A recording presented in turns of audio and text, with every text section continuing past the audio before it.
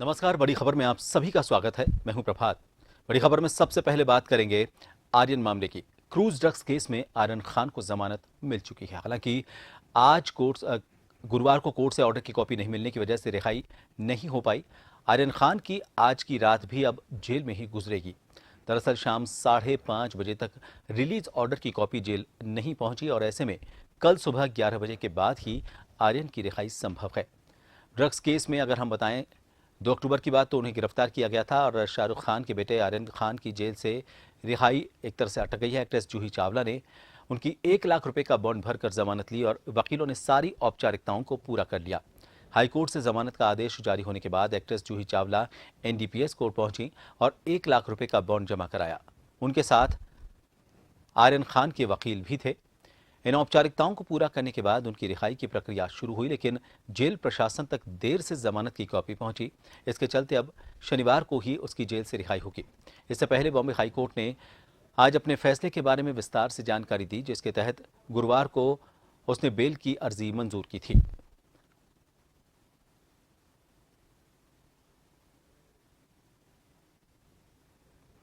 G20 शिखर सम्मेलन में शामिल होने के लिए इटली की राजधानी रोम पहुंचे प्रधानमंत्री नरेंद्र मोदी ने यूरोपीय संघ के वरिष्ठ नेताओं के साथ संयुक्त बैठक की।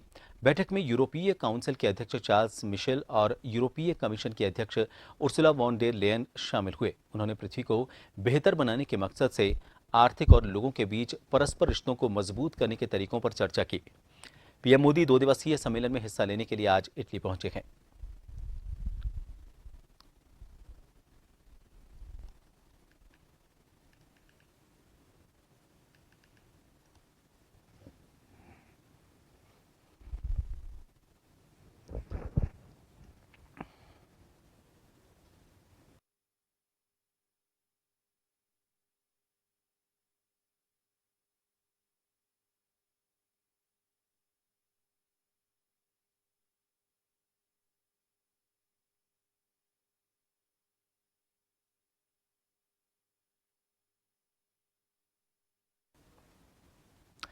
विदेश मामलों के जानकार प्रोफेसर करोड़ी सिंह जी हमारे साथ, माफ कीजिएगा, डॉक्टर करमवीर सिंह जी हमारे साथ इस वक्त जुड़ गए हैं। करमवीर जी, आपसे ये जानना चाहेंगे, फिलहाल जो आज इटली का उनका दौरा रहा है, लेकिन उससे पहले यूरोपीय देशों के कुछ प्रतिनिधियों से उनकी मुलाकात हुई है। इस मुलाकात को लेकर क्या कहा जा सकता है?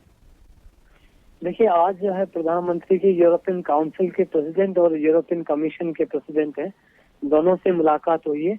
ये इस दौरे की उनकी फर्स्ट मीटिंग है और इसको लेकर के ये विदेश मंत्रालय की तरफ से कहा गया है कि एक एक्सटेंसिव टॉक्स थी, यानी कि लगभग सभी मुद्दों के ऊपर बातचीत हुई, जिसमें इकोनॉमिक रिकवरी, हेल्थ रिकवरी, जो कि पेंडेमिक की ये जो है कोविड पेंडेमिक के बाद का जो सिचुएशन है उसमें किस तरह की इकोनॉमिक रिकवरी जो है पूरी दुनिया के देश कर रहे हैं, यूरोप के देश हैं, भारत हैं, और हेल्थ रिकवरी को लेकर के। इसके अलावा क्लाइमेट चेंज का मुद्दा है, sustainable development, sustainable life style का मुद्दा है और कार्बन उत्सर्जन का मसला है। इसके अलावा भी बहुत सारी जो ग्लोबल और रीजनल इश्यूज थे जो दोनों पक्षों के लिए, यूरोप के देशों के लिए भी और भारत के लिए भी महत्वपूर्ण है, उन सभी मुद्दों के ऊपर विस्तृत चर्चा है वो इन प्रतिनिधियों के बीच में जो है हुई है प्रधानमंत्री की। जी, चलिए, बहुत बहुत शुक्रिया करमवीर जी हमसे जुड़ने के लिए। तो यूरोपीय जो देश हैं उनसे ये भारत की मुलाकात कई अलग अलग मुद्दों को लेकर हुई और ये इन दोनों, अगर हम यूरोपीय देशों और भारत की बात करें तो उनके बीच रिश्तों को प्रगाढ़ करने के लिए काफ़ी महत्वपूर्ण हो जाता है। और आइए अब आपको सीधा लिए चलते हैं जयपुर में कांग्रेस के मुख्यालय, जहाँ पर पीसीसी चीफ गोविंद सिंह डोटासरा एक प्रेस कॉन्फ्रेंस कर रहे हैं और ग्राम पंचायत और जिला परिषद के जो परिणाम सामने आए हैं उनको लेकर अपनी बात सामने रख रखे हैं।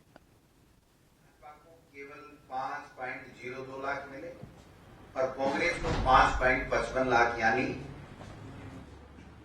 53,500 वोट अधिक कांग्रेस पार्टी को मिले। जो 492 पंचायत समिति मेंबर, उसमें कांग्रेस पार्टी को 208 पंचायत समिति सदस्य मिले और भारतीय जनता पार्टी को केवल 158 में संतोष करना पड़ा। जो स्थिति बनी है जिला परिषद में, जो 72 जिला परिषद मेंबर थे दोनों जिलों में, उसमें कांग्रेस को जिला परिषद सदस्य जीते हैं और भारतीय जनता पार्टी के केवल 26 जिला परिषद सदस्य जीते हैं। कहने का तात्पर्य यह है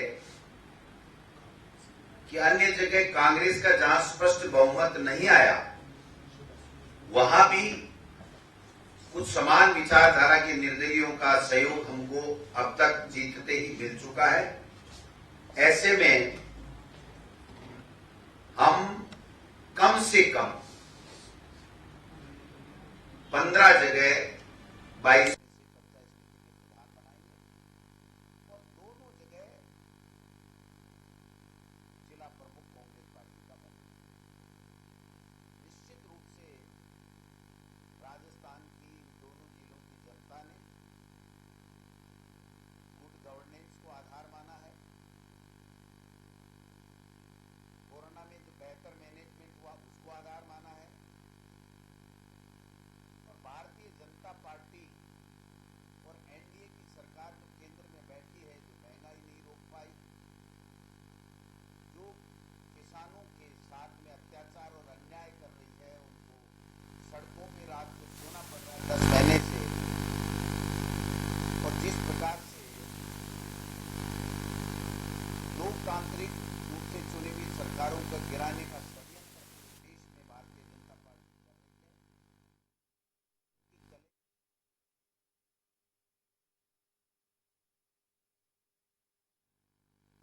जो लोग लुभावने वादे थे उनसे ऊब चुकी है और ये स्पष्ट मान चुकी है कि केवल जुमले गढ़ने वाली पार्टी है, काम करने वाली पार्टी नहीं है, वादों पे खरे उतरने वाली पार्टी नहीं है।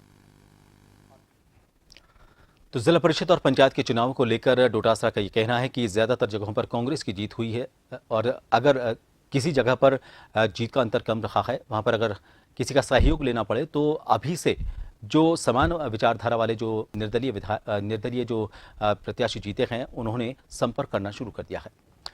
अगली बड़ी खबर का रुख करते हैं। पीएम नरेंद्र मोदी इटली के रोम पहुंचे और यहां पर पियाजा गांधी से महात्मा गांधी की प्रतिमा को पुष्पांजलि अर्पित कर उन्हें नमन किया। प्रधानमंत्री मोदी रोम के पियाजा गांधी में इकट्ठा हुए भारतीय समुदाय के लोगों से उन्होंने मुलाकात भी की। इस दौरान फैंस ने उनके समर्थन में मोदी मोदी के नारे लगाए।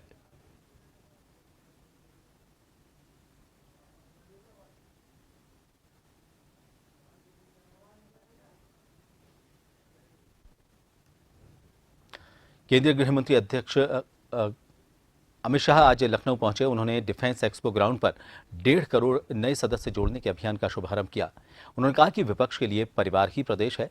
कोरोना और बाढ़ के वक्त विपक्ष गायब था, अब चुनाव नजदीक है तो नए कपड़े सिलवा कर सामने आ रहे हैं। शाह ने कहा कि भाजपा ने उत्तर प्रदेश को अपनी पहचान वापस दिलाने का काम किया। भाजपा ने उत्तर प्रदेश को देश का सबसे प्रमुख राज्य बनाने की दिशा में काम किया है। भाजपा ने सिद्ध किया है कि सरकारें परिवार के लिए नहीं बल्कि सूबे के गरीब से गरीब व्यक्ति के लिए होती हैं।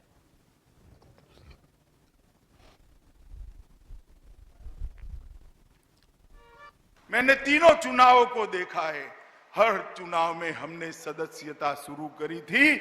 आज भी ये चौथा चुनाव है। 2022 के चुनाव का श्री गणेश आज की सदस्यता अभियान से हम शुरू कर रहे हैं। कल कार्यक्रम देखकर बहुत सारे पत्रकार भाइयों के फोन आए कि भाई 1,86,00,000 आपके सदस्य है, नई सदस्यता काय को, और सिर्फ यूपी में क्यों? मैंने कहा भाई बाकी सारी पार्टियों के लिए चुनाव, बाकी सारी पार्टियों के लिए चुनाव सत्ता हथियाने का जरिया है। भारतीय जनता पार्टी के कार्यकर्ता के लिए चुनाव पार्टी की विचारधारा को घर घर पहुंचाने का चुनाव। हम सब यहां पर माननीय गृह मंत्री जी के नेतृत्व और मार्गदर्शन में एकत्र हुए हैं। हम विश्वास के साथ कह सकते हैं, जो लक्ष्य संगठन ने तय किया है उस लक्ष्य को प्राप्त करने के लिए आप सभी पदाधिकारी और कार्यकर्ता माननीय गृह मंत्री जी के मार्गदर्शन में प्राण प्रण से जुट करके एक समय सीमा के अंदर हर परिवार को भाजपा परिवार। और इस दौरे को लेकर बातचीत करेंगे जन टीवी यूपी के संपादकीय सलाहकार अरुण मिश्रा जी हमारे साथ फोन लाइन पर जुड़े हैं। अरुण जी, आज जो खास बातें इस मंच से, सियासी मंच से कही गई हैं, वो क्या खास बातों की अगर हम बात करें तो कितना असर वो आने वाले वक्त में चुनावों पर डाल सकती हैं? क्योंकि लगातार अगर हम प्रधानमंत्री की बात करें तो 2 दौरे उनके हो चुके हैं, अमित शाह पहुंचे हैं और ज्यादा से ज्यादा कैबिनेट मंत्री वहां पर बैठे हुए हैं, मोर्चा संभाले हुए हैं। ऐसे में आज अमित शाह का वहां पहुंचना और मंच से इन बातों का, जिन बातों का जिक्र उन्होंने किया है, कितना असर डाल सकती हैं?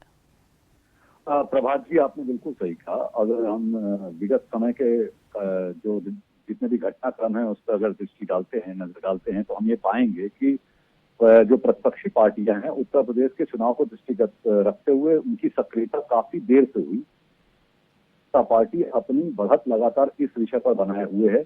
लगातार उत्तर प्रदेश के मुख्यमंत्री न सिर्फ आम जनमानस से जुड़ी हुई समस्याओं के समाधान के जितने भी अवसर प्राप्त होते हैं उसमें उन्होंने उन, चाहे वो घोषणा हो, चाहे वो शिलान्यास हो, चाहे वो जनता को समर्पित करने के कार्यक्रम हो या नई योजनाओं का शुभारंभ हो, इन सारे कार्यक्रमों के दौरान भी एक तरीके से पृष्ठभूमि में उसके चुनावी तैयारी और उसकी रणनीति पर काम लगातार वो करते रहे हैं। विगत समय में अगर आप देखें, कोरोना काल से लेकर के अब तक के सारे घटनाक्रमों पर नजर डालें।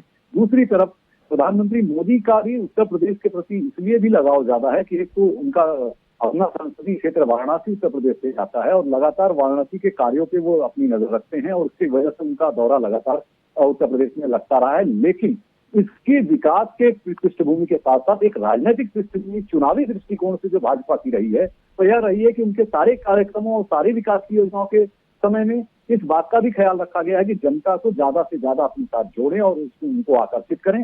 उसी पृष्ठभूमि और जो तैयार की हुई जमीन थी उस पर आज अमित शाह ने एक तरीके से फल प्राप्त करने के लिए भाजपा का मेरा परिवार मेरी सदस्यता का अभियान चलाया, जो भाजपा का एक वृहद कार्यक्रम चलाया। जबकि 1,86,00,000 भारतीय जनता पार्टी के स्थायी सदस्य पहले से ही हैं, उसके बावजूद भी इस सदस्यता अभियान का मंतव्य अगर हम निकालें तो निश्चित तौर पर उत्तर प्रदेश के 2022 के जो चुनाव हैं उसको लेकर के भारतीय जनता पार्टी कहीं भी कोई भी चूक या कोताही नहीं करना चाहती। इसलिए लगातार राष्ट्रीय अध्यक्ष से लेकर के प्रदेश अध्यक्ष और विभिन्न पदाधिकारी अगर उत्तर प्रदेश के दौरे पर रहे हैं और सक्रिय रहे हैं, बूथ कार्यकर्ताओं के सम्मेलन होते रहे हैं, उनको मजबूत करने के प्रयास हुए, तो दूसरी तरफ आम जनमानस से जुड़ी हुई समस्याओं के समाधान और उनसे जुड़े आयोजनों में जनता से जोड़ने का प्रयास किया उत्तर प्रदेश के मुख्यमंत्री योगी आदित्यनाथ ने। और आज अमित शाह ने भाजपा सदस्य अभियान को बढ़ाने के लिए डिफेंस एक्सपो मैदान में, जो कि काफी बेहद मैदान है और काफी संख्या तादाद में लोग वहां आए हुए थे, अपने कार्यकर्ताओं को प्रेरित करते हुए अमित शाह ने लगातार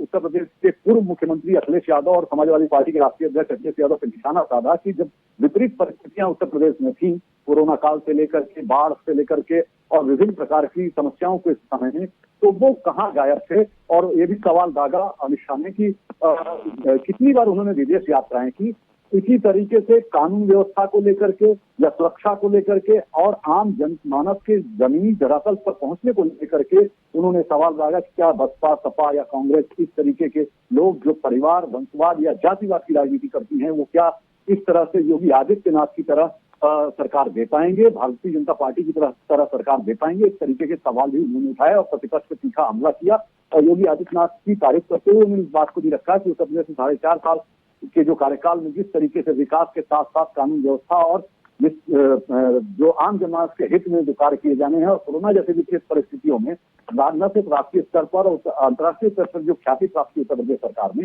निश्चित तौर पर वो सराहना के योग्य है। और हमारी सदस्यता अभियान, हमारे परिवार की सदस्यता पूर्व से कहीं ज्यादा आगे बढ़कर जाएगी। प्रभात जी, बहुत शुक्रिया अरुण जी हमसे जुड़ने के लिए। तो जाहिर तौर पर पूरी कोशिश बीजेपी की तरफ से की जा रही है। आज सदस्यता अभियान 1.5 करोड़ सदस्यों को, नए सदस्यों को जोड़ने के तौर पर शुरू किया गया। अमित शाह ने मंच से कई तरह की बातें कही। उन्होंने ये भी कहा कि हमारा जो विचार है वो सदस्यता अभियान को बढ़ाने का, वो बीजेपी की विचारधारा को घर घर तक पहुँचाने का है। बाकी सियासी दलों पर उन्होंने आरोप लगाया कि वो सिर्फ सत्ता पाने के लिए चुनाव लड़ते हैं। चलिए एक बार फिर आपको लिए चलते हैं जयपुर में कांग्रेस मुख्यालय, जहाँ पर डोटासरा एक प्रेस कॉन्फ्रेंस कर रहे हैं। केंद्र के मंत्रियों को वहां प्रभारी बनाया गया था वल्लभनगर में। आपका देखना क्या रिजल्ट रहता है। अर्जुन मेघवाल जी को सेट बनाया था, बीकानेर में जिला प्रमुख हमारा बना, उनके खुद के वहां बेटा लड़ा, वो भी आ रहा था। पंचायत समिति का प्रधान हमारा बना। तो ये तो मैं बड़ा में लगे हुए हैं। इसके अलावा कुछ भी इनके पास में है नहीं। जो 78 में से 50 से ज्यादा प्रधान पहले 6 जिलों में हमने बनाए हैं और 2 जिलों में आपको बताया गया, उनका तो स्पष्ट बहुमत 2 का ही है। भी थोड़ा बहुत जोड़ तोड़ करते हैं, ये इनकी फितरत में है। खरीद फरोख्त करना, चुनी हुई सरकारों को गिराना, दूसरे सैंपल से जीते हुए आदमी को प्रलोभन देना, ये इनकी फितरत में है। थोड़ा बहुत हो सकता है, लेकिन अब 2 से कितने का आगे बढ़ेंगे 22 में से देखते हैं। आप सब पधारे, मैं दौरे पे था तो जो ही हम लोग स्टेट एंकर पे उतरते ही मैं सीधा आपके बीच में आया हूँ। आप सबको दीपावली से पहले हो सकता है 1 नवंबर को अपन दोबारा मिलें, फिर भी अग्रिम बधाई और शुभकामनाएं। आज का जो परिणाम है, क्या मैसेज करके मतदान को जाना? देखिए, आज का मैसेज बहुत साफ और स्पष्ट है कि 3 साल से सरकार बहुत अच्छा काम कर रही है, बजट अच्छा है, किसानों के लिए जो चाहे बिजली के बिल माफ करने की, कृषि के कनेक्शनों की बात हो, चाहे हमारी मुख्यमंत्री चिरंजीवी योजना हो जिससे सबको बीमित करने का पूरे परिवार को काम हो, चाहे कोरोना में 400 के लगभग वर्चुअल कॉन्फ्रेंस के माध्यम से पूरी व्यवस्थाएं करने की बात हो, और दूसरी तरफ जो बढ़ती महंगाई,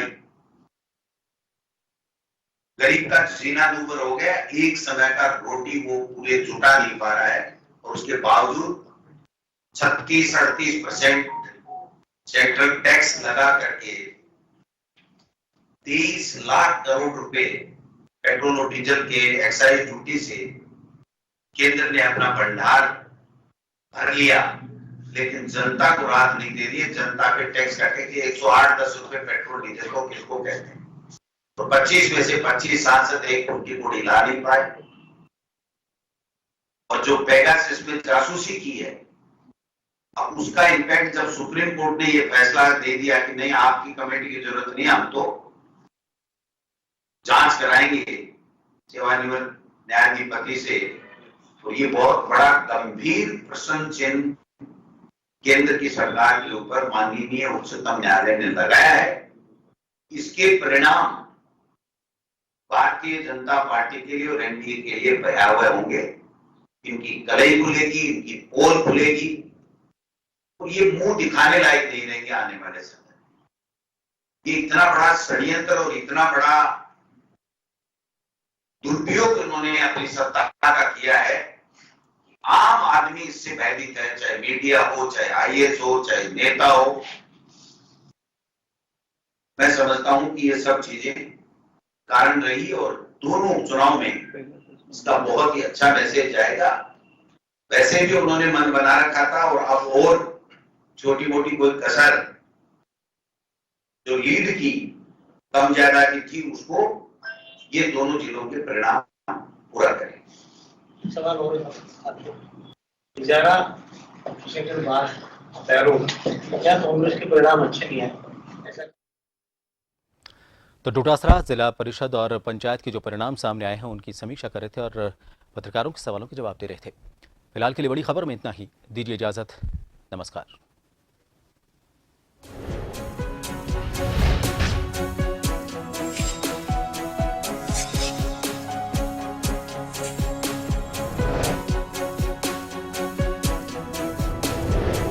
जन टीवी की लेटेस्ट अपडेट पाने के लिए हमारे चैनल को जरूर सब्सक्राइब करें और नोटिफिकेशन पाने के लिए बेल आइकॉन दबाएं।